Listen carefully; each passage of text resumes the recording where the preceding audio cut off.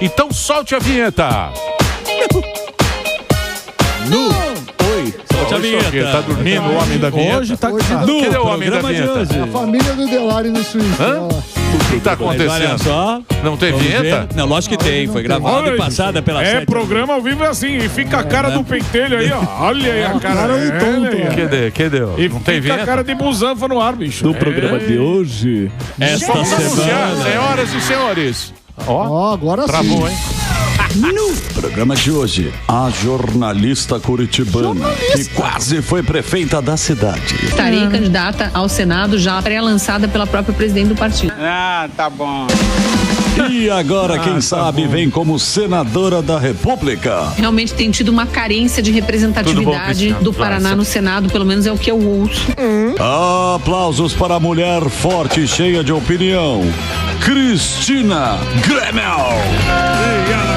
Está aí, senhoras e senhores, a Cristina conversando com a gente. Você estava ontem aqui na manifestação, eu vi você na manifestação, você, os grandes políticos, estava bonito o negócio, né? Mas eu tava no chão, eu sou pé no chão mesmo, no asfalto. Ah, é? Cristina, você era jornalista, né? Sou. Você ainda... Parabéns pelo nosso dia, aliás, pessoal, todos aí, né, fazendo a função de jornalista, mesmo quem não é jornalista por formação. Não, aqui a gente gosta de estragar. Você falou 40, você começou um pouco antes de mim. 35 anos de jornalismo eu. Você tem 35 anos de jornalismo? Estou com 55 de idade e eu comecei a trabalhar no terceiro ano da faculdade. E por que você foi pro jornalismo? Aí é uma pergunta difícil, porque eu decidi ser jornalista com 14 anos. Eu não lembro exatamente o porquê. Mas eu lembro que quando eu decidi era aquilo que eu queria. Eu sempre gostei muito de ler e de escrever, desde pequena. E as disciplinas nas quais eu ia melhor no colégio são relacionadas, hoje em dia eu tenho muita convicção disso, ao que faz o jornalista ter mais sucesso na carreira. Porque eu sempre gostei muito de línguas, não só da língua portuguesa, mas outras línguas também. Aquilo te dá uma agilidade de raciocínio, eu acho, você... dominar muito a gramática, especialmente se você tem conhecimento de mais de uma língua. Eu sempre gostei muito de história, de geografia, de conectar os fatos históricos e geográficos com o que a gente vive hoje. Então, enfim, não que isso necessariamente seja exigência, né, para você fazer jornalismo, mas hoje eu entendo por que eu escolhi. Agora, assim, não foi ninguém que me influenciou, porque na família não tinha nenhum jornalista. Eu sou filha de professores. Sim, mas... De professores atletas, né? Meus pais eram professores de educação física porque eram atletas de natação, então assim, não tinha... Eu lembro de você da Globo, né? Você só trabalhou na Globo? Eu trabalhei em 9 emissoras diferentes ao longo dos 26 anos em que eu fui repórter de televisão.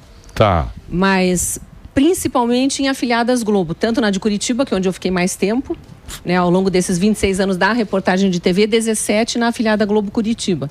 Mas eu trabalhei no Rio de Janeiro, na própria TV Globo, outros tempos, tá, pessoal da televisão. Então, mas eu via você apresentou também, você apresentou. Fui apresentadora um pouco, a minha função primordial sempre foi reportagem.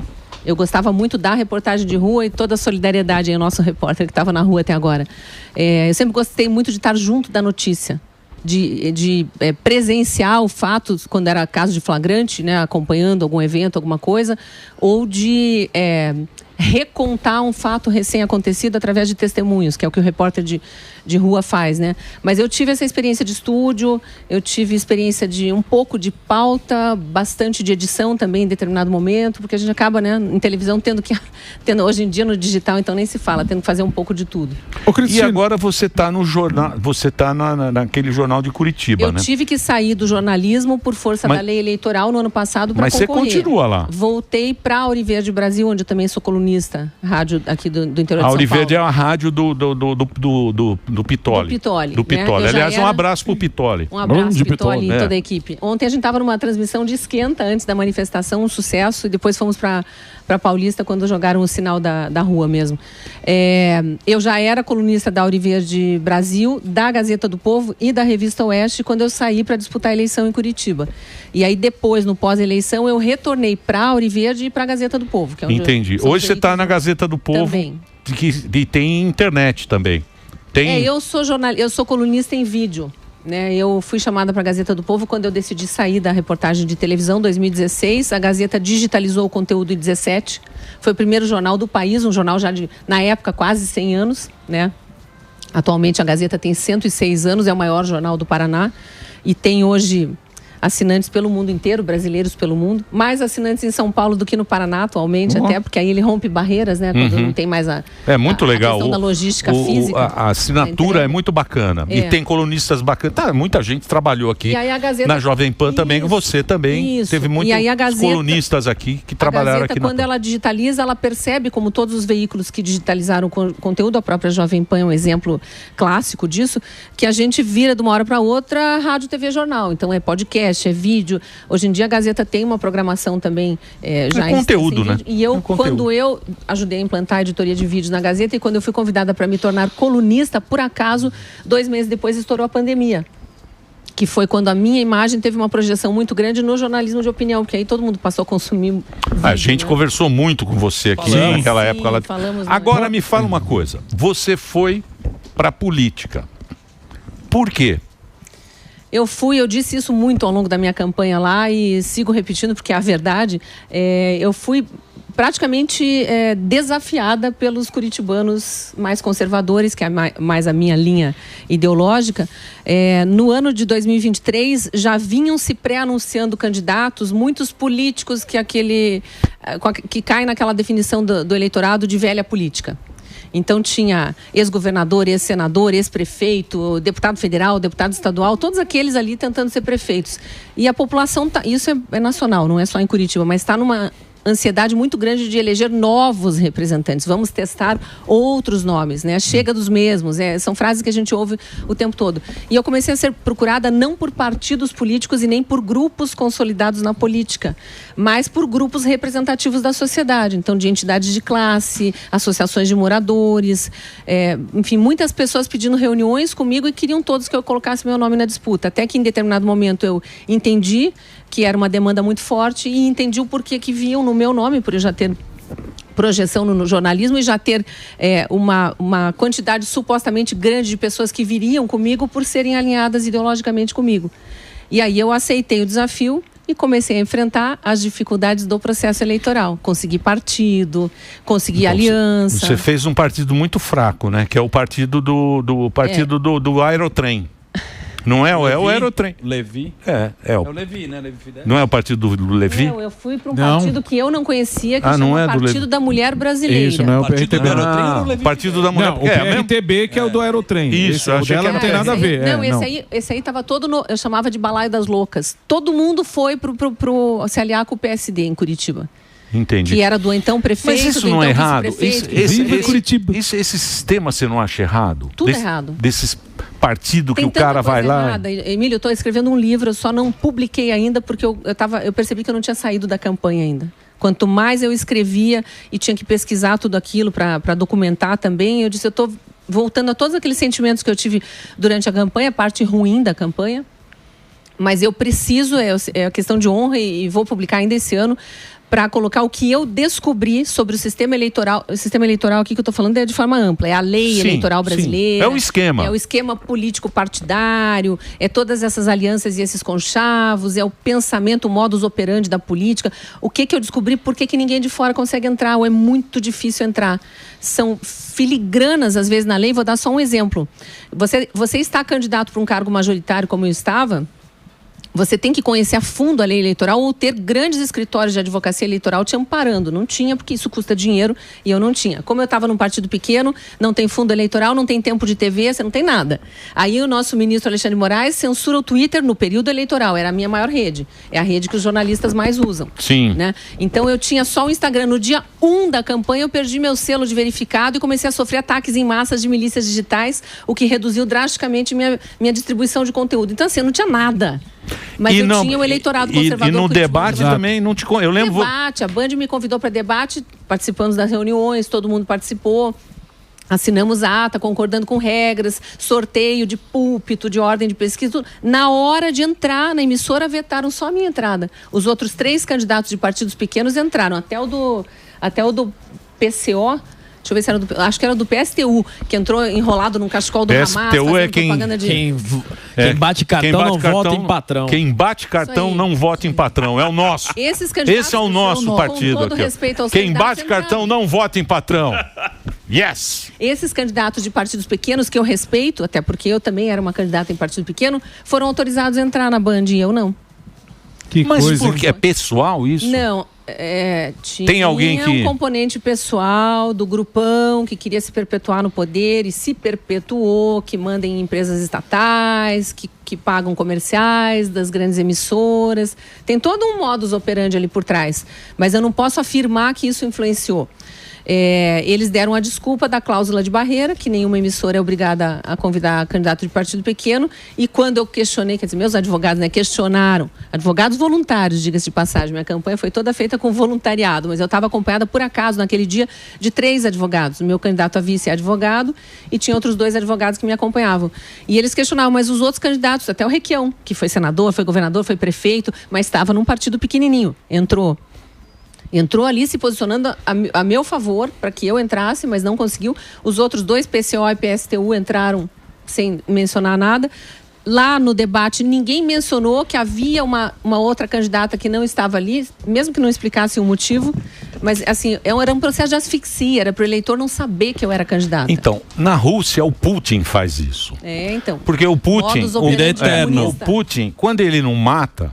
Ele deixa entrar, para dizer que tem eleição, ele deixa entrar... um fraco. Ele deixa entrar os fracos. Não, ele deixa entrar quem é dele. Ele coloca a hora que ele quer e ele volta na hora que ele quer. Se o cara é forte, ele mata. Isso, ou prende. Se o cara é forte, ele mata ou prende. O problema é que eles se desequilibram de janela, de escada, eles caem muito, de repente fica intoxicado. Então, quer dizer, mas deixa eu entender uma coisa. Porque o que a gente entende? Nós, afegão médio que somos, aparece aqueles candidatos, a gente vai lá e vota. Sim. Vota e fala, vamos mudar. Escolhe o menos pior, né? Isso, vamos votar, escolhe o menos pior, vamos votar nesse aqui, vai melhorar, e aí o outro ano não melhora e as coisas continuam funcionando do mesmo jeito que eram nos últimos 4 anos.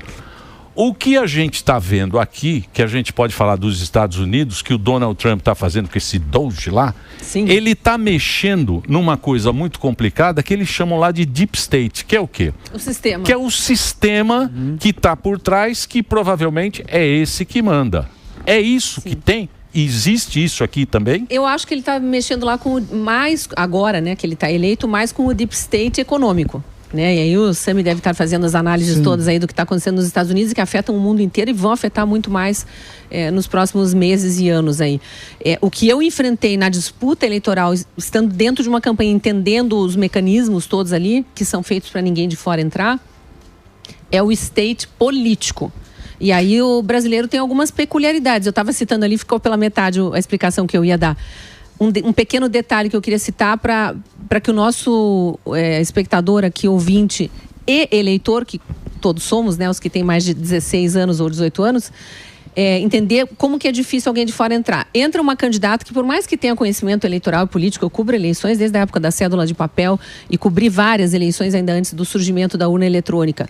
Mas, por mais conhecimento político que a gente tenha, eu nunca tinha sido candidato. O candidato tem que entrar sabendo, por exemplo, que o nome do vice na chapa dele precisa estar em em todo o material de campanha, seja santinho, seja adesivo, seja cartaz feito por criança para colar na janelinha do quarto. Tem que ter o nome do vice e numa proporção de 30% do nome do candidato. Se você errar, eu fui multada e tive material apreendido porque o nome do vice estava 26% do tamanho do nome. Isso aqui exige um nível de especialidade. Só uma campanha grande, com muito fundo eleitoral, contrata 17 agências de publicidade, 8 escritórios de advocacia, igual o meu adversário fez, para contratar um exército de cabos eleitorais para ficar medindo o tamanho da letra do vice em cada cartaz que surge numa casinha pobre da periferia, dizendo Cristina Prefeita. Opa, não tem o nome do vice, leva a multa. Levei.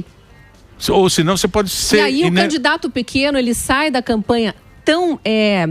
como é que eu posso dizer? Ele esgotado. Sai tão esgotado fisicamente, emocionalmente e financeiramente, porque eu não tinha dinheiro e eu tenho lá 500 mil de multas para pagar. Agora eu tenho que ficar atrás de apoiadores. Meu Deus. Para poder pagar as multas, senão eu me inviabilizo. Você tem muita multa? Tenho, a gente está recorrendo ainda por causa de cada uma dessas... das campanhas. Cada carta... Eu levei 8 processos, 10 processos por dia. Eles inviabilizaram. Eu tinha uma advogada eleitoral que eu pagava fazendo campanha de Pix ali diariamente ao vivo, 11 horas da noite, que era o horário que eu conseguia estar parada na frente de uma câmera, fazendo ao vivo, tanto divulgando meu plano de governo, porque eu não tinha espaços para divulgar, quanto pedindo PIX para pagar advogado eleitoral e contador eleitoral, que são exigências da lei eleitoral. Cara, muita coisa. É muita coisa. Você acha que isso é pra quê, Cristina? Pra ninguém de fora entrar. Eu tenho essa convicção hoje. Ou pra arrecadar também? Você acha que é mais esse lance? Pra quem tá de fora, não faz parte do esquema, não entrar e não fazer a mudança que o povo sempre pede, né? Então, se a gente for pegar um histórico até dos escândalos de corrupção do Brasil e tudo, tem muito enriquecimento ilícito, tem muita gente que desvia, que superfatura, tudo isso que a gente vê na política, para ficar rico. Só que é mais fácil dele ser flagrado, né? Vai ter que comprar juiz, vai ter que comprar, enfim, todo o universo ali para ele conseguir se safar. Eu acho que muitos dos desvios é para projeto de poder, que também tem isso no ser humano, né? Sim. Se perpetuar no poder. E aí é o famoso caixa 2, entra muito dinheiro nas campanhas. Você veja, um adversário que tem 8 partidos na coligação dele, 8 advogados eleitorais, as melhores bancas de advocacia da cidade, várias agências de publicidade, um exército mesmo de cabos eleitorais, que não é para fazer campanha para ele, é para ficar percorrendo a periferia e fotografar carros e casas que tenham cartazes com o nome do vice menor do que o nome do candidato principal, para gerar multa eleitoral, para te inviabilizar financeiramente, não só para aquela campanha, mas para futuras campanhas. E por que a gente aceita isso? Por que você acha que... O afegão médio, né? Nós mesmos somos afegãos médios até certo ponto. A gente não sabe desses detalhes. Por isso que eu estou dizendo... Não sabe, tem outras prioridades também para se preocupar, né? O sistema é para quem é de dentro, não é para ficar... Porque isso tudo que eu estou citando está na lei eleitoral. Foi aprovada no Congresso, né? As várias reformas ou mini-reformas eleitorais que fazem. A gente, por mais que a gente acompanhe, a gente não tem acesso lá ao artigo, ao parágrafo tal, do artigo tal, da lei tal... De 1900... A gente vai ficar escravo com o fundão eleitoral, vai sempre ficar defendendo isso. Fundão eleitoral é outra história. Então, o que eu vi claramente, que eu já até dei uma palestra especificando isso, e vai ser o meu livro vai ser em torno disso. Pensa numa imagem de uma cebola, você vai tirando as cascas. Eu descobri as várias camadas. Tem os institutos de pesquisa, cara. O que mais acertou a minha eleição, o primeiro turno, né, que eu passei para o segundo, quase em empate técnico com o candidato do sistema. O instituto que mais acertou, das poucas pesquisas que tinham citado o meu nome, porque eles passaram meses sem sequer colocar meu nome, ele errou 22%. 22%, sendo que a margem de erro é de até 3,5%. Isso é crime. Exato. Você manipular a opinião pública. Eu fui votar no primeiro turno e o meu colégio eleitoral, por acaso, é o maior colégio público do Paraná. Colégio Estadual do Paraná, onde meu pai foi diretor, com muito orgulho. Mas ele não é a maior sessão eleitoral, mas ele tem muitas sessões eleitorais, a maior zona eleitoral, mas tem muitas sessões eleitorais. Eu fui parada por pelo menos 10 pessoas no dia 6 de outubro, indo votar, que queriam saber por que eu não estava mais no jornalismo, não me viam mais. E aí eu tinha que dizer, eu só posso te dizer 2 coisas. Uma, a lei eleitoral não permite a comunicadores que são candidatos continuar em seus espaços jornalísticos. 2, antes de votar, olha a lista de candidatos, por favor, na parede, só para você votar consciente. Porque senão ia configurar a boca de urna. As pessoas não sabiam que eu era candidata. A hora que eu passo para o segundo turno, imediatamente, sem eu sair de casa, eu ganho 15 pontos eleitorais. E isso a gente fica sabendo que vaza das pesquisas, dos trackings das outras campanhas. Porque o eleitor não sabia que eu era candidata e votou no candidato do sistema com medo que o candidato do PT entrasse. Agora eu lembrei. Então, falar porque foi o seguinte, até o segundo, porque ela foi para o segundo turno, até ir para o segundo turno, ela não aparecia como a candidata do segundo turno. Exato. E aí todo mundo falou, uma grande surpresa, tivemos uma grande surpresa. Virei um azarão. Em Curitiba tivemos uma grande surpresa. Cristina Grael está agora no segundo turno, disputando a prefeitura de Curitiba com o candidato. Surpresa, eu dizia isso quando me perguntavam, a partir do dia seguinte do resultado do primeiro turno, eu passei a ser chamada por todas as emissoras, por todos os blogs de política, todo mundo queria me ouvir. Aí as universidades me chamavam, as associações de classe me chamavam, porque eles faziam sabatinas e não me chamavam no primeiro turno. Eles faziam debates e não me chamavam. Nem mesmo aqueles que não tinham que seguir cláusula de barreira, porque essa coisa de só convidar candidato de partido que tem representação em Brasília é exigência para concessão de rádio e TV. Então, os outros podiam ter me chamado, mas era um processo de asfixia intenso no primeiro turno. Mas imagine você, meu querido telespectador, isso aconteceu em Curitiba. E Curitiba é uma cidade muito diferente do resto. Imagina o que acontece Grande Libéria. Imagine se isso aconteceu em Curitiba, que Curitiba, a gente tem um nível. Curitiba é uma cidade muito diferente. E a gente tem umas Venezuelas brasileiras aí que não dá para negar, você imagine. Imagina o que acontece nos rincões da Libéria. Sim. É verdade. Né? E Cristina, você acha que Eu tenho que fazer um break. Ok. O papo está muito bom, a audiência está muito boa. Você pode entrar no Instagram da Cristina Gremel. Gremel é G-R-A-E-M-L. Isso que eu ia dizer, escreve GRA que já aparece o meu Insta lá, porque o meu sobrenome é alemão, é difícil de escrever. É isso aí. Tem que explicar porque o pessoal está escrevendo igual o time, Grêmio. É Grêmio. É Cristina GRA, já vai direto lá para você. Muito bem, para seguir. Também esse sobrenome também você podia pôr Cristina Dedé. Dedé! Calma, Dedé. Cristina, eu podia colocar o Reis, que é o sobrenome do meio, mas já tinha feito carreira no jornalismo com sobrenome alemão. É isso aí, Cristina. Fazer o break rapidinho, o Reginaldo quer fazer o break, a gente continua o papo nas plataformas, a gente continua na TV, só pro rádio o nosso break. Vai lá, Reginaldo. Pergunta. Bem, Cristina, você acha que, você veio aí do jornalismo, você entrou para uma disputa da prefeitura, você quase ganhou. E você veio assim da rede social. Você acha que o medo do sistema da rede social, de qualquer pessoa chegar e falar assim, olha, uma dona de casa, um mecânico, eu vou me candidatar. Você acha que tem esse medo das pessoas? Não, eu vou topar esse desafio. E você sentiu isso também? Porque você chegou e você disputou uma prefeitura. Certamente que tem esse medo. E já explico por quê. A minha campanha de primeiro turno, ela conseguiu furar todas essas barreiras, eu não tenho dúvida nenhuma, por trabalho de rede social, mas relembrando, a minha maior rede, Twitter, estava bloqueada como estava bloqueada para todos os brasileiros. E se você ousasse usar, eu tenho VPN, eu continuava lendo, mas se eu ousasse dar uma curtida ou uma tweetada lá, Deus o livre, eu corria o risco de ter impugnação da minha candidatura, porque certamente os adversários iam denunciar lá pro TSE, né? O meu Instagram, que hoje em dia é a minha maior rede, por causa até do bloqueio do Twitter na época das eleições, o meu Instagram continuou crescendo, ele sofreu muitos ataques cibernéticos. A gente conseguiu depois, com a equipe de voluntários, profissionais de inteligência artificial e tal. Vou citar um caso. Eles perceberam que no minuto 1 do dia, então 00:01, eu recebi a visita no meu Instagram de 100 mil robôs. Por que eles identificaram que eram robôs? Eu tinha 100 mil visualizações no primeiro minuto. Assim, muita gente acordada se interessando por Cristina Grêmio do nada. Ninguém curtia, ninguém comentava, ninguém compartilhava. Então não eram pessoas reais. Mas eles avisavam para o algoritmo o quê?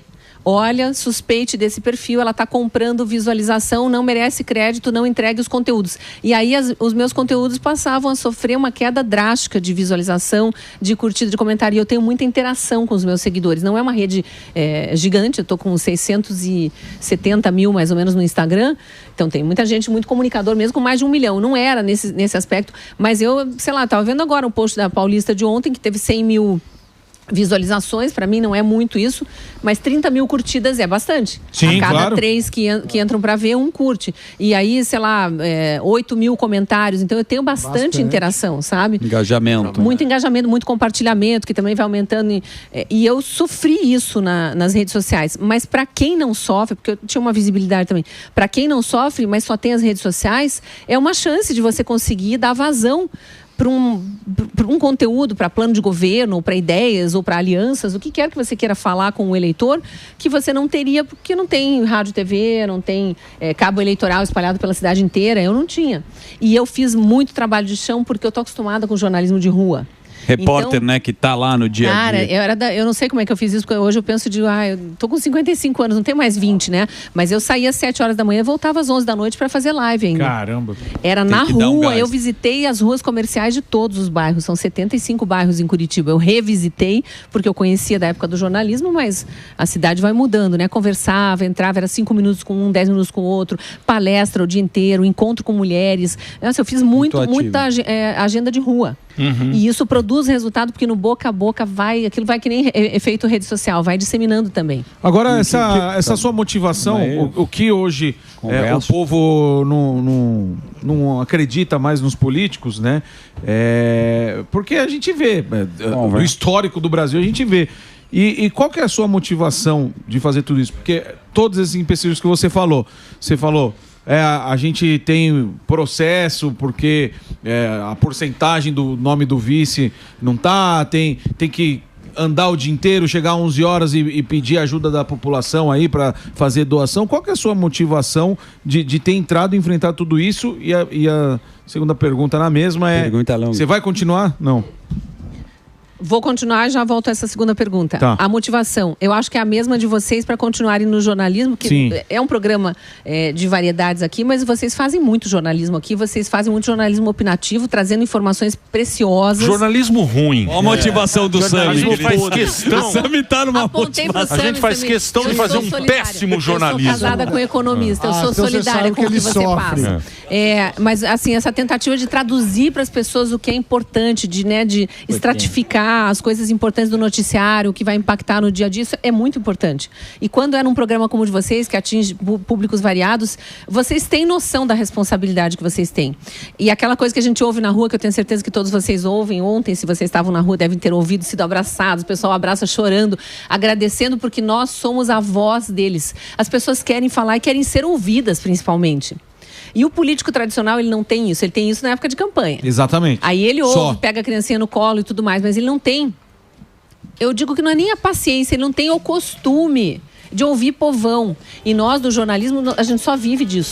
Sim. Né? Então, eu acho que isso é um motivador. As pessoas depositam em mim uma confiança de que eu sou a voz delas. Sim. No jornalismo. E elas transferiram isso, no caso da candidatura em Curitiba, para a candidatura em Curitiba. Você vai ser nossa voz na prefeitura. Sim. Porque eu estava ouvindo os problemas dos bairros com essas várias visitas que eu fazia e coloquei no meu plano de governo, a gente fez com 200 voluntários ajudando. Eu trabalhei durante 5 meses na pré-campanha com reuniões diárias com os grupos de educação, saúde, tecnologia. A gente dividiu Curitiba em 22 áreas temáticas, conforme a especialização das pessoas que vieram se voluntariar para ajudar a pensar soluções para os problemas da cidade. E nós fizemos um plano de governo aplicável, realizável, dentro do orçamento do ano anterior, prevendo que talvez aquele orçamento pudesse ser maior ou menor no ano seguinte. Claro, algumas coisas teriam que ser readequadas. Mas tinha verdade no meu plano de governo, no que eu falava. E as pessoas se conectam através da verdade. Então, isso me motiva. Porque aí eu saio na rua depois da eleição, e o que eu ouço agora, além de você é minha voz, muito obrigada por ter sofrido tudo que você sofreu. As pessoas entenderam a força do sistema contra alguém de fora tentando entrar, mas eu não desista. Isso. E qual que é o sentimento que você esteve na manifestação? Você tem que ter mais uma pergunta? Deixa eu responder a segunda. Continuo, tá? Eu precisei do mês de novembro ali até para dormir, porque eu estava num processo de exaustão crônica. Cheguei a dormir 45 minutos numa noite do segundo turno. Doido. Eu estava dormindo muito pouco.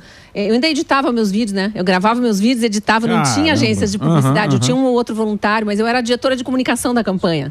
Então eu tinha muito trabalho. Depois que eu chegava em casa, fazia live e terminava tudo lá por meia-noite, eu ainda começava uma nova jornada em casa.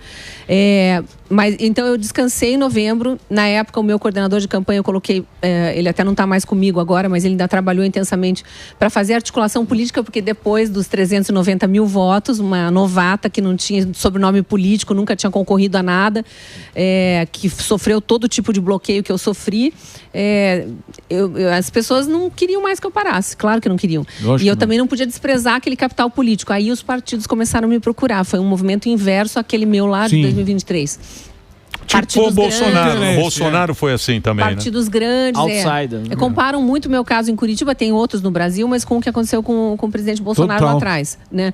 E aí eu tinha que avaliar também qual é o interesse desse partido. Por que está me puxando? Porque aí eram partidos de centro, claro, não tem, né? E alguns deles no chamado centrão, aquele que eu toma lá da cá, vamos ver o que é melhor para quem, que já tinham, por exemplo, candidatos ao governo, que são mais ou menos vistos como de direita, mas precisam se recacifar, não sei se é a palavra certa, junto à direita, porque tem alguma coisa ali que a direita já não aceita mais. E aí traz uma Cristina Grêmio para junto e ali a gente consegue viabilizar esse candidato. Então, esse partido já não estava tão interessado. Então, foi difícil o processo de escolha, mas eu finalmente aceitei o convite do Podemos. Fui convidada com muita honra. É do Gravata, né? É o Gravata? Lá no Paraná é o Álvaro Dias. O Gravata. Ele é muito amigo do Sérgio Moro, né? O Gravata. Você sabe que o Álvaro... Não sei se vocês lembram que o Sérgio Moro veio pro Podemos e saiu do Podemos pro Brasil por isso que estou para concorrer ao Senado, né? É o Gravata.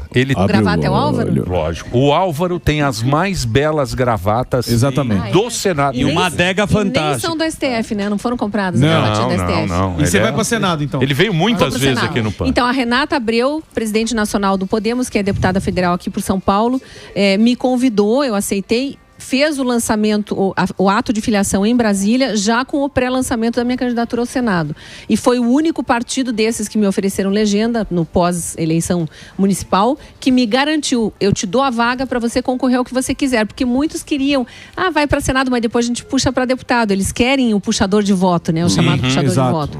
E eu não quero, eu quero... E o que você e o Gani sentiram desta direita que finalmente me parece que se uniu? Qual é a percepção e qual é a pauta? O Gani é um cara que tem a sensibilidade, obviamente, na economia. Mas ontem a gente viu a iniciativa dos governadores, da turma, e com uma pauta. Governador do Paraná. A gente teve Ratinho, Zé, todos unidos, Caiado, todos unidos, e parece que pelo mesmo pensamento. Essa é a linha agora? Exatamente. Eu vi dois aspectos muito positivos ontem. Primeiro, a manifestação foi muito grande. Se foi 44, 300, não importa. As imagens acabam falando por si só. Foi uma pauta suprapartidária e supraideológica. As pessoas que estavam ali, a população, não sei se você concorda, Cristina, mas estavam querendo uma pena mais justa para aquelas pessoas do dia 8 de janeiro. Penas muito exageradas, 14 anos, enquanto tem traficante solto. E o segundo ponto foi essa união da direita, porque a direita pecou muito no passado por divergência, por briga, por ego, e me pareceu, pelo menos foi a primeira sinalização, de uma direita mais unida para 2026. Concordam ou não? Eu acho que sim, até pela expressividade presencial, né? Não vamos falar de número mesmo, mas estava muito lotado. Estava muito lotado, com aquela mesma dificuldade de se movimentar das manifestações lá de 25 de fevereiro do ano passado, aquela em que o jornalista Sérgio Tavares foi detido em Guarulhos, as manifestações dos anos Bolsonaro, que também eram bastante expressivas, aquelas de 7 de setembro. Eu estive em todas aqui na Paulista, né? Eu estive em poucas em Curitiba, porque normalmente as mais expressivas eram aqui e eu era muito demandada para vir para cá, e aí tinha... Eu lembro que a de 7 de setembro de 21... Eu ainda era substituta no Pingos nos Is, sempre que alguém estava de fora eles me chamavam, e naquele dia eles estavam com o quadro inteiro, mas me disseram, já que você está em São Paulo, vem. A gente fez um Pingos nos Is com toda Ana Paula Henke, eu estava aqui também, e a gente teve 600 mil pessoas online acompanhando o Pingos naquele dia, de tanta gente que estava na Paulista e querendo ainda continuar repercutindo aquilo que a gente tinha vivenciado na rua. O de 22 também foi grande, então essa de ontem foi expressiva nesse sentido, é comparável. E as ruas paralelas ali estão cheias. Esse é o desespero da esquerda, porque o modus operandi agora, Cris, vai ter que mudar, porque antigamente só São Paulo era... Eu fiz até essa pergunta para a prefeita de BC. Hoje, um bom prefeito, um bom governador já é um grande nome, não importa o município, o estado, já é um grande nome para sair como presidente da República, candidato da direita. Ou vice, né? Ou vice. É isso, talvez. Agora eles não sabem mais aonde está o alvo? Eu acho que tem isso. A gente teve... Vamos pegar o caso dos governadores, né? A gente teve 7 governadores em cima do caminhão, né? E a gente teve 7 governadores, se a gente for olhar ali, estão todos de alguma forma agora caminhando junto com a direita. Tem patente para isso. Caminhando junto com a direita e com o chamado bolsonarismo, mas não necessariamente eram isso na pandemia, por exemplo. Eram governadores que fecharam o Estado indo contra, de uma forma muito drástica e por muito tempo, indo contra as medidas do então presidente Bolsonaro. O STF tinha dado aval para os governadores e prefeitos fazerem por conta própria, e eles foram fazendo por conta própria. E aqui não vai nenhum mérito ou demérito às decisões de cada governador ou prefeito, mas fato é que algumas populações viveram coisas ali que gostariam não ter vivido. Né? Ainda mais hoje pensando, Curitiba é uma cidade que perdeu perdeu participação no PIB nacional por conta das medidas drásticas da pandemia. Criança na escola. O maior lockdown escolar do país foi Curitiba, 2 anos. É um absurdo. Isso é o maior absurdo. A maior sacanagem que fizeram foi com as crianças. Pandemia, a turma não podia estudar, né? As escolas. Então, por exemplo, Paraná e Curitiba foram estado e cidade que decidiram não acatar aquela sugestão de Bolsonaro, presidente, de manter academias e salões de beleza abertos. E por que ele previa aquilo? Porque os médicos já diziam, a autoestima da pessoa influencia na imunidade. Obviamente que o nível de atividade física influencia na imunidade. As pessoas não podem sair para a rua para tomar sol, que o sol também ajuda, né? A vitamina D ajuda na imunidade. Deixem pelo menos se exercitar e cuidar de si, para não ficarem trancadas em casa se sentindo um patinho feio e poderem ter alguma reação ao vírus se o vírus atacar. No grosso era essa a ideia. E não, os governadores e prefeitos não acataram porque eram contra Bolsonaro, por motivos óbvios. Agora estão ali. Então, nesse aspecto, sim, a gente está vendo uma união maior. Entre os manifestantes, não sei te dizer, porque aí tá todo mundo verde e amarelo, a gente não sabe mais quem é. Mas digo da classe política mesmo. Da classe política, né? E aí, mas o que a gente viu que foi muito expressivo, vereadores de várias cidades do país, deputados estaduais, não só de São Paulo, deputados federais e senadores em número expressivo, né? De outros estados, inclusive, vindo. Eu acho que nesse sentido, talvez tenha sido a manifestação de todas essas que eu citei, de todos esses anos, que teve o maior número de apoio parlamentar. O capital político do Bolsonaro é inegável, mas você acha que esses políticos de direita lá na frente, também que manifestação é manifestação, a turma gosta do apoio popular, né? É uma oportunidade, gosta da imagem, subir no carro, dar um bom discurso. Você acha que lá pra frente essa turma tá alinhada com esse pensamento? Porque o Valdemar da Costa Neto, ele alinhou, falou, olha, é o Bolsonaro que é o nome da direita. Caiado, lá no passado a gente viu que não era bem assim, né? No passado até recente. Caiado tá com a pré-candidatura para a presidência lançada, né? Então. Ele próprio. Bom, agora eu vou falar como jornalista. Boa. Tá? Vamos falar como jornalista. Eu preciso diferenciar, porque como eu estou em duas carreiras, estou na pré-campanha paralela ao Senado, não é a pré-candidata aqui falando, porque aí poderia até ter interesses eleitorais que me favorecessem para dizer o que eu vou dizer. Como jornalista, o que a gente está vendo? Tem 4 governadores já se despontando como possíveis candidatos a presidente, inclusive. Que é Rio Grande do Sul, não estava aí, o Eduardo Leite do PSDB, é o Zema de Minas, que é verdade. Eternamente votado. O Ratinho Júnior do Paraná, elas têm 5. O Ratinho Júnior do Paraná, o Caiado de Goiás e o Tarcísio, embora o Tarcísio já tenha negado, dito que vai para a reeleição e tal. Mas a gente ouve esses nomes, o eleitor especula, a imprensa especula toda hora, são nomes que estão aí. Mas a gente sabe que desses 5, alguns ali só vão se cacifar se Bolsonaro não estiver elegível. Sim, 2. Né? Sim. E desses, aí não vou citar nomes, deixo com vocês nos comentários, tá? E desses, alguns estão ainda tentando cavar uma vaga de vice numa possível chapa Bolsonaro. Sim. Então, óbvio que nesse momento é conveniente estar todo mundo a favor da direita, mas aí vamos para o contexto da manifestação. Qual era o mote? Anistia já. A gente está pensando em inocentes que estão presos ou pessoas que eventualmente sejam criminosas no aspecto vandalismo, né? Que, vou te dizer, eu acompanhei muito de perto dos 2.305 presos do 8, do 9 de janeiro e das operações Lesa Pátria, pouquíssimos estiveram de fato envolvidos em atos de vandalismo. Muitos, a imensa maioria, sequer entrou em prédios públicos. Né? Ninguém tinha armas, ninguém dos presos tinha armas. O dono do estilingue com bolinha de gude que foi apreendido, ninguém sabe quem é. Os infiltrados e havia infiltrados nunca foram investigados. Exato. Eu cansei de divulgar vídeo de gente encapuzada, de camisa com cara de Bolsonaro, ou bandeira verde e amarela nas costas, mas encapuzados. Manifestante verde e amarelo nunca faz isso. Quebraram lá dentro, provavelmente, não tem o flagrante deles quebrando, mas descendo de rapel pelas mangueiras do sistema de proteção de incêndio do Senado. Essas pessoas descem, saem tranquilamente, tiram o capuz, põem no bolso e saem.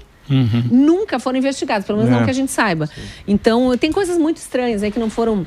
Mas agora, você não acha... Anistia já. Mas é interessante para esses governadores que têm um universo lá, outubro de 2026 na frente, que aquelas pessoas que estavam na manifestação tenham visto eles no caminhão e que depois vejam durante a campanha que eles estavam no caminhão. Mas, Cristina, você não acha que isso vai muito mais... Eu acho que vai muito mais além daquele evento lá de 8 de janeiro. Eu acho que essa população... Você vê que é um povo que está meio ferido, né? O brasileiro é um povo que está nesse tempo todo aí que tem essas manifestações. É um povo meio ferido dessas coisas que aconteceram aí nesses últimos tempos. Tem todas as injustiças, eu acho tem que essa é difamação. impunidade, eu acho que é impunidade e injustiça. Sim. É por isso que o cara fala, porque ele fala, isso não está certo. Porque aí, voltando ao que né? As coisas não estão certas. Não está muito certo. O Alan citou aqui... Aí eu acho... E vou dizer uma coisa... E mesmo a manifestação da esquerda, que não vai muita gente, porque o cara também sente isso. Sim. O cara fala, a coisa não tá certa. Não vou colocar minha cara. Eu não vou fazer isso porque não tem pauta. Ele não tem o que falar. Não, e é muito ruim, voltando à manifestação da esquerda do Boulos, é muito ruim você chamar os teus apoiadores, mesmo que eles sejam extrema esquerda, ali apoiando invasão de propriedade e tudo mais, mas para dizer, ó, a gente vai contra a libertação de presos do 8 de janeiro. Mas peraí, mas tinha a Débora lá no meio que pintou, perdeu mané com batom. Tem os velhinhos, gente, que não ia dar golpe de Estado nenhum. Então, mesmo o cara, é isso aí, ele reflete e diz, eu não vou misturar a minha imagem com esse tipo de demanda. E tem uma coisa que o Alan falou agora há pouco que é muito importante e tem a ver com o que você disse também da injustiça. A história da pena muito aumentada. Quando você pega casos, e na imprensa a gente está toda hora relembrando, vamos pegar a Elise Matsunaga, que é um caso clássico aqui. Confessou que... E tem muita gente que defende, não, mas ela era violentada e tal, não estou entrando no mérito aqui. Mas ela confessou que ela assassinou o marido, esquartejou o corpo e ocultou o cadáver. Crimes sequenciais. Ela foi condenada a 19 anos de prisão e depois que ela confessou, ela teve 3 de perdão e ficou só com 16 anos, cumpriu 1/6 da pena e foi para semiaberto. A Débora pichou, perdeu uma anel. E não é nem pichou, né? Pichou não é o verbo certo. Ela escreveu perdeu uma mané com batom, porque o que você limpa no dia seguinte com água e não tem nenhum dano ao patrimônio não é pichação. Não tá certo. Não tá certo, né? Cristina, eu quero agradecer muito. Pô, que prazer de ter você aqui. Programar. Obrigada. Cristina tá nas redes sociais, a Cristina aí, ó, tá aí para você na tela. Se você colocar Cristina Gra, já vai pro canal dela para você seguir aí no Instagram. Espero que você volte aqui quando tiver aqui, pô, vem aqui dar uma, vem dar uma colher de chá. Ou como senadora. Como senadora, me chamem que eu venho, que a gente tem muitas pautas para discutir no Senado. O Emílio é nosso senador. É isso, o senador de... Nosso ditador. Muito bem. Agora